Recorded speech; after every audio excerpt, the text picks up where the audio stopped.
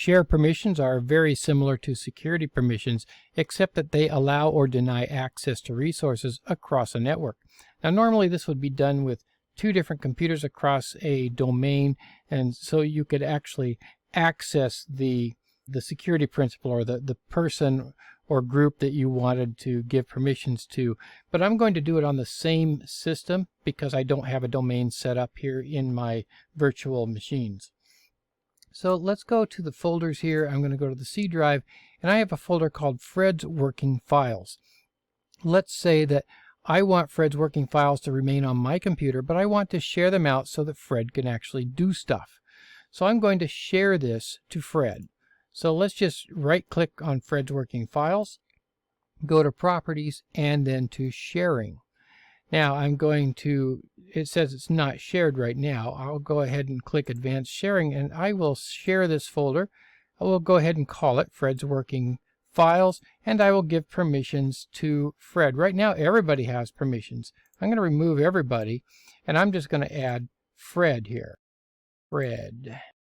And we'll give Fred full control.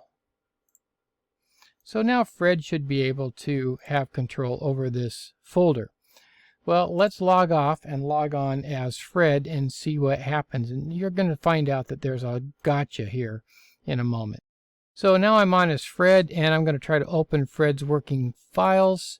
And uh-oh, I don't seem to have permissions. Now what's going on here? Well, I'll tell you what's going on. And that is that security permissions override the sharing permissions. So I'm going to go back to the Roger account again. And this time I'm going to open up this folder again. And this time we'll go to security. Now I can see that the system has full permission. Roger has full permission. Administrators have full permission. Fred is just a user. He's not an administrator. And Fred doesn't have any permissions. So I have to give Fred permissions as well.